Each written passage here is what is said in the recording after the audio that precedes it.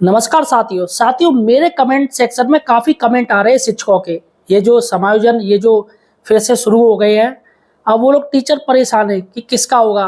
क्या जो school merger हो गए हैं, जिन शिक्षकों की पेयरिंग हो गई है, क्या उनका नाम समायोजन में आएगा या नहीं आएगा। बहुत से टीचर परेशान है कि भैया सीनियर का होगा या जूनियर का होगा। बहुत से टीचर परेशान है, सर हमारे यहाँ इतनी छात्र संख्या है, क्या हमारा सरप्लस में नाम आएगा या नहीं आएगा। तो यहाँ पर दोस्तों मैं आपको बताऊंगा, उन सबके कमेंट पढ़ूंगा और उनका मैं दोस्तों सही रिप्लाई करूंगा, सटीक जानकारी दूंगा। अतः दोस्तों सही जानकारी के लिए आप हमारे चैनल बेरोजगार हेल्पर को या सब्सक्राइब जरूर कीजिए। चलिएगा दोस्तों, यहाँ पर पहला जो कमेंट है हम पढ़ते हैं। यहाँ पर ये कह रहे हैं, यादव जी है कोई 787, ये कह रहे हैं अगर विज्ञान जूनियर ने समायोजन कर लिया है और उसके विद्यालय में विज्ञान टीचर नहीं है, तो क्या उस विद्यालय में विज्ञान टीचर का पद खाली दिखाएगा जबकि सरप्लस लिस्ट में था। अगर उस विद्यालय में फिर से विज्ञान टीचर आएगा तो फिर 4 टीचर हो जाएंगे, फिर से सरप्लस में आ जाएगा। इसका निवारण क्या है? क्या विज्ञान का वही टीचर फिर से वही जा सकता है, जबकि जहां वर्तमान में सरप्लस हुआ है वहाँ 2 विज्ञान के हो गए हैं। देखिएगा साथियों, मैं आपको यहाँ पर आपको बता दूं, ये जो समायोजन आया है यही इसीलिए आया है। यहाँ पर सरकार उनको जबरन उनके फॉर्म भरवाएगी, यहाँ पर स्वैच्छिक नहीं है। आप सोचिएगा, जहाँ पर एक विज्ञान का टीचर चाहिए, एक मैथ का चाहिए, वहाँ पर 4 विज्ञान के आ गए हैं, या फिर 2 विज्ञान टीचर हो गए, 2 मैथ हो गए, तो सरकार यहाँ से हटाएगी। एक विज्ञान टीचर रहेगा और एक मैथ का रहेगा। अतः आप बिल्कुल टेंशन मत होइएगा, सरकार अपने अनुसार करेगी, सॉफ्टवेयर अपने आप ले लेगा। ठीक है। पहला कब जहांगीर खान है, सर प्राथमिक विद्यालय में एक हेड टीचर है और एक शिक्षा मित्र है, टोटल स्टूडेंट 80 है, तो क्या हेड टीचर का समायोजन होगा या नहीं? नहीं होगा। आरटी एक्ट क्या कहता है कि एक विद्यालय में 2 टीचर होने चाहिए। इसमें आपके यहाँ 2 टीचर आएंगे, 60 पे आराम से 2 टीचर बनते हैं। अब चूंकि छात्र संख्या ली जाएगी, वो देखो सॉफ्टवेयर कब से लेता है। अगर कम हुई होगी छात्र संख्या, बहुत सा ये देखा गया है कि रियलिटी छात्र संख्या और कुछ है और रियल में और कुछ है, तो यूडास प्लस में देखा जाएगा कि आपकी क्या स्थिति है। तो यहाँ पर अगर देखा जाए तो अगर हेड को भी जोड़ रहे हैं तो यहाँ पर 2 टीचर चाहिए, तो यहाँ पर किसी का समायोजन नहीं होगा। चलिएगा, एक है मनीष कुमार जी बोल रहे हैं, समायोजन में यूपीएस में सेम सब्जेक्ट के टीचर आए हैं, उनका क्या होगा। तो यहाँ पर वही जवाब है कि इनको हटाया जाएगा। यहाँ पर अब जो समायोजन ये जो किया जा रहा है वो इसलिए किया जा रहा है कि एक मैथ का टीचर रहे, एक साइंस का रहे, 2 नहीं होनी चाहिए जूनियर में। ठीक है, ये मैंने आपको बता दिया। यहाँ पर ये कमल कुमार हैं, ये कह रहे हैं कंपोजिट में जूनियर के हेड के सरप्लस होने पर क्या प्राइमरी का असिस्टेंट रजिस्ट्रेशन कर सकता है।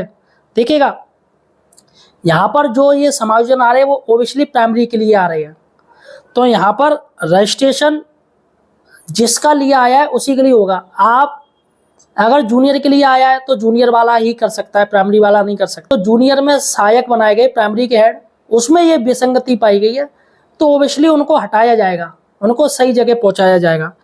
चलिएगा, यहाँ पर देखते हैं। मयंक कुशवाहा कह रहे हैं मेरे कंपोजिट स्कूल में 2 सरप्लस टीचर हैं, जूनियर में असिस्टेंट टीचर हूँ। सर प्लीज़ बताएं, मैं आर्ट सोशल स्टडी की हूँ, मुझे सीनियर मेरी इंचार्ज मैम है, हम जूनियर में टोटल 4 टीचर हैं, 2 आर्ट्स के ज्वाइनिंग में सीनियर हैं और 2 साइंस के जो हमसे बाद में आए हैं। इंचार्ज के बाद मैं हूँ, हैंडीकैप और साथ ही सिंगल पेरेंट भी हूँ, तो मेरे लिए जियो के अकॉर्डिंग क्या। देखिएगा, ये कह रही है कि सर मेरा समायोजन हो सकता है, तो देखिएगा जियो के अनुसार यहाँ पर जियो मैं अब कहूँ तो इसमें कोई जियो नहीं चलेगा। अभी आप भले ही हैंडीकैप हो या सिंगल पेरेंट हो, भाई ये अंदर के ट्रांसफर किए जा रहे हैं, अंतर जनपदीय आप मान लीजिए जिले के अंदर हो रहे हैं, कोई बाहर नहीं हो रहा है। फायदा तब होगा जब आप बाहर से हो, और ये समायोजन सरप्लस टीचर के लिए हो रहा है, तो इसमें चाहे आप हैंडीकैप हो चाहे कुछ भी हो, अगर आपका नाम आता है तो आपको हटाया जाएगा, और अगर नहीं नाम आता है तो आपका नहीं हटाया जाएगा। और फिर आपसी तालमेल कर लीजिए कि किस टीचर को समायोजन या वो हटना चाहता है, ये आपसी तालमेल की बात है। अतः इनका कुछ फायदा नहीं मिलेगा इसमें। ये कह रहे पंकज कुमार, ये कह रहे एनरोलमेंट 40 है, 1 हेड टीचर है, 2 असिस्टेंट, 3 एसएम, कौन होगा सरप्लस। तो यहाँ पर सीधा सा है हेड टीचर, हेड टीचर हटाया जाएगा, उसको जूनियर का सहायक बनाया जाएगा। और चूंकि 2 असिस्टेंट टीचर हैं, 3 शिक्षा मित्र, तो शिक्षा मित्र को यहाँ पर टीचर्स में काउंट नहीं किया जाएगा। तो यहाँ पर 40 हैं। अगर 30 से कम होते तो यहाँ पर 2 हटाए जाते, 2 सहायक अध्यापक हटाए जाते, एक हेड टीचर हटाया जाता और एक इंचार्ज हटाया जाता। लेकिन यहाँ पर 40 है, इसलिए सिर्फ हेड टीचर को हटाया जाएगा। चलेगा। यहाँ पर एक सर पूछ रहे हैं, भूरिया बावन पूछ रहे हैं, मर्जर वाले टीचर का क्या होगा। देखिएगा, मर्जर वाले टीचर्स का अभी सरकार ने, अभी शाम को लिस्ट आ जाएगी, क्लियर हो जाएगा, 1-2 दिन में क्लियर हो जाएगा कि मर्जर वालों के भी नाम आ रहे हैं या नहीं आ रहे। या जहाँ पर टीचर्स मर्ज किए गए हैं, पेयरिंग की गई है, तो वो क्लियर हो जाएगा। अभी सरकार ने जो ये जियो निकाला है उसमें मर्जर टीचर्स को लेके कोई स्पेशल कोई बात नहीं कही है। चलिएगा, यहाँ पर देखते हैं। छात्र संख्या 60 2024-25 में 3 सहायक और 1 शिक्षा मित्र। दिसंबर 2024 में कनिष्ठ का समायोजन होना था, तब विद्यालय सरप्लस था, लेकिन जून 25 में विभाग से सरप्लस नहीं माना। वर्तमान छात्र संख्या 51 है, किंतु समायोजन लिस्ट में स्कूल का नाम नहीं आ रहा है। क्या न्यायालय जाना उचित है? नहीं, आप जा सकते हो न्यायालय। भाई वो उनके ऊपर है, सरकार किस तरीके से क्राइटेरिया रखती है। यहाँ पर आप कह रहे हो 60 हैं बच्चे 24-25 में, और 3 सहायक और 1 शिक्षा मित्र है, तो कायदे में 1 का सरप्लस में नाम आना चाहिए था।